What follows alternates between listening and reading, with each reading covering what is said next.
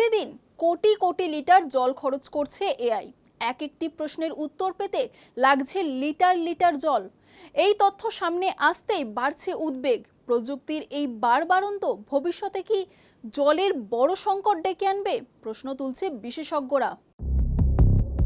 কৃত্রিম বুদ্ধিমত্তা বা আর্টিফিশিয়াল ইন্টেলিজেন্স আজকের বিশ্বের সবচেয়ে দ্রুত বাড়তে থাকা প্রযুক্তিগুলির মধ্যে একটি। মানুষের দৈনন্দিন কাজ থেকে শুরু করে বড় শিল্পক্ষেত্র সব জায়গাতেই এর ব্যবহার বাড়ছে। কিন্তু এই উন্নতির আড়ালে একটি বড় সমস্যা সামনে আসছে: জলের বিপুল ব্যবহার। বিশেষজ্ঞদের মতে এআই চালাতে প্রতিদিন প্রায় 200 কোটি লিটার জল ব্যবহার হচ্ছে। এই জল মূলত খরচ হয় বিশাল ডেটা সেন্টারগুলো চালাতে।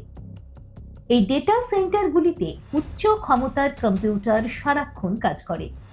এই যন্ত্রগুলো প্রচুর তাপ উৎপন্ন করে, তাই সেগুলো ঠান্ডা রাখতে জলের প্রয়োজন হয়।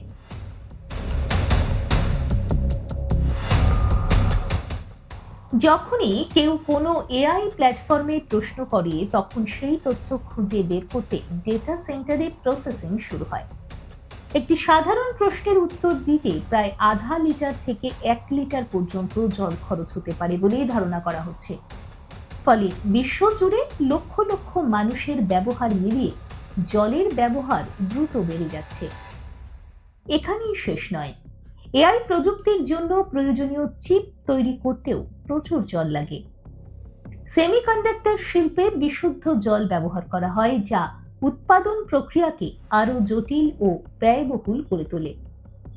ফলে সরাসরি ও পরোক্ষ দুই ক্ষেত্রেই জলের ব্যবহার অনেক বেশি।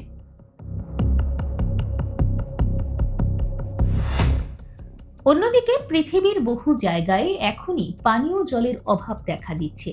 সেই পরিস্থিতিতে এআই এর এই বিপুল জল ব্যবহার ভবিষ্যতে বড় সংকট তৈরি করতে পারে বলে আশঙ্কা করছেন পরিবেশবিদরা। জল, বিদ্যুৎ এবং প্রাকৃতিক সম্পদের উপর চাপ বাড়তে পারে। তবে অনেক সংস্থা ইতিমধ্যেই বিকল্প পথ খুঁজছে। কম জল ব্যবহার করে কুলিং সিস্টেম তৈরি, পুনর্ব্যবহারযোগ্য জল ব্যবহার, এই ধরনের প্রযুক্তি নিয়ে কাজ চলছে। বিশেষজ্ঞদের মতে প্রযুক্তির উন্নতির সঙ্গে সঙ্গে পরিবেশের ভারসাম্য রক্ষা করাও সমান জরুরি।